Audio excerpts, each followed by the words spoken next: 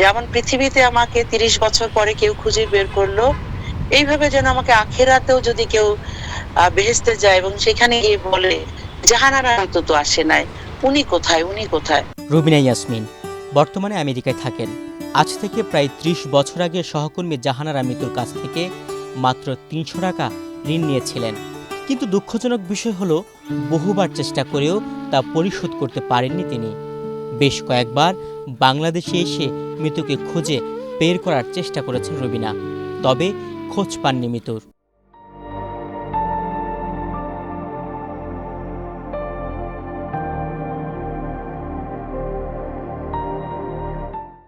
ঢাকার মালিবাগে ওখানে ইউসেফ স্কুলে জব করতাম।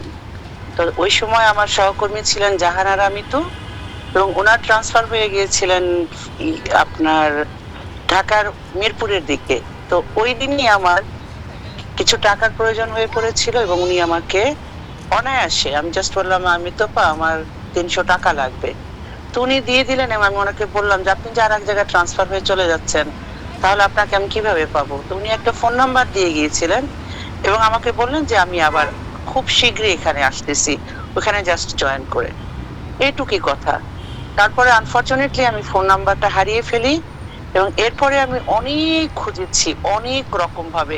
রুবিনা ইয়াসমিন কোনো ঋণ নিয়ে মারা যেতে চান না, তাই ঋণের ৩০০ টাকা পরিশোধের জন্য সাবেক সহকর্মী মিতুর খোঁজ অব্যাহত রাখেন। তার সন্ধানে বঙ্গভিটা নামে ফেসবুক পেজে পোস্ট করেন। এরপরই সন্ধান মিলেছে ৩০ বছর ধরে খোঁজ করা সেই মিতুর। রুবিনার ইচ্ছে ছিল মিতুর মতো ভালো সহকর্মীর সঙ্গে যেন আল্লাহ তাআলা শেষবারের মতো অন্তত যোগাযোগ করিয়ে দেন। আমি প্রত্যেকটা ঘটনা জেনে নেই যে পোস্টের আদ্যপান্ত। অবশেষে রুবিনার দোয়া কবুল করেছেন সৃষ্টিকর্তা। হারিয়ে যাওয়া বন্ধু-বান্ধব সহ শেকড় খুঁজে দেওয়া ফেসবুক পেজ হিসেবে পরিচিত বঙ্গভিটায় পোস্ট করার পর ৩০ বছর ধরে খুঁজে চলা মিতুকে খুঁজে পেলেন রুবিনা।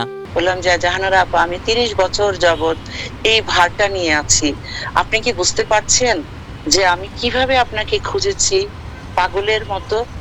তখন উনি বলেন যে হ্যাঁ আমি বুঝতে পেরেছি এবং আপনি ঠিক আছে, আপনি তাহলে দেন। পরবর্তী সময়ে ওনার সাথে যোগাযোগ করে আলহামদুলিল্লাহ আমি ভারমুক্ত হয়েছি। আর এসব কাজ সম্পন্ন হয়েছে বঙ্গভিটার প্রতিষ্ঠাতা সাইফুল ইসলামের মাধ্যমে।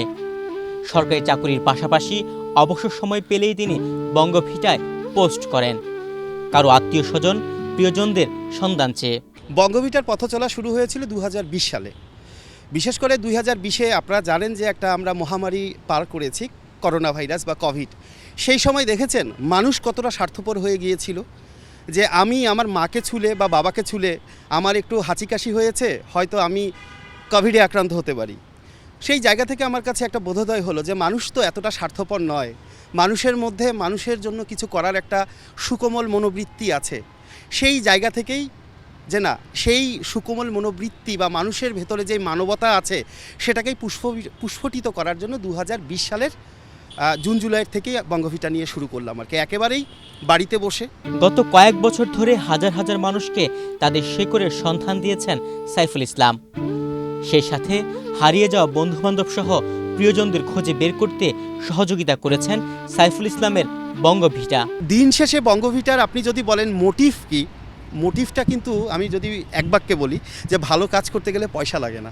আপনার এই মোবাইল ফোনটা দিয়েও আপনি মানুষকে, যদি ইন্টারনেট সংযোগ থাকে, অনেক মানুষের উপকারে আসতে পারেন।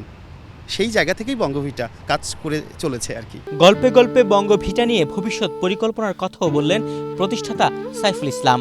এটাই হচ্ছে একটা ভালো লাগে যে ভিসা ছাড়া, পাসপোর্ট ছাড়া আপনি পৃথিবীর সেই ইটালিতে বসে আছেন, সেখানে বসেও সেই আপনার নরসিংদী, সেই আপনার নারায়ণগঞ্জে সেই বন্ধুটিকে খুঁজে পাচ্ছেন। আর বন্ধুত্বের সংজ্ঞাটা যদি বলতে হয়, অনেক বিষয় আছে যেটা বাবা মাকে বলা যায় না, কিন্তু বন্ধুর কাঁধে পিঠ চাপড়িয়ে বলা যায় বন্ধু এটা হয়েছে তুই আমাকে বল, বা বন্ধুর সাথে অনেক কিছুই শেয়ার করা যায়। তো বন্ধু, পরিবার, এই মানুষগুলোকে খুঁজে দেওয়ার যে আনন্দ, সেটাকে আমি আসলে কি বলবো, সেটাকে এখন বঙ্গভিটার পর থেকে আমার কাছে মনে হচ্ছে সেটাও আমার প্রত্যাহিক। আমি যেমন নামাজ পড়ি, তার পাশাপাশি আমার কাছে মনে হচ্ছে এটাও আমার একটা ইবাদত, মানুষকে খুঁজে দিয়ে মুখে হাসি ফোটানো। গত ৬ বছর ধরে এই পেজের মাধ্যমে দেশ বিদেশে বাস করা কয়েক হাজার মানুষ খুঁজে পেয়েছেন তার পূর্ব প্রজন্মের ফেলে আসা ভিটা ও স্বজনদের খোঁজ। যেমনি ৩০ বছর পর মিতুকে খুঁজে পেলেন রুবিনা। সোশ্যাল মিডিয়ায় একটু ঢু মারলে দেখা যায় হাজার হাজার মানুষ সাধুবাদ জানান সাইফুলের এই উদ্যোগকে। তুহিন ভুইয়া, বাংলাদেশ প্রতিদিন।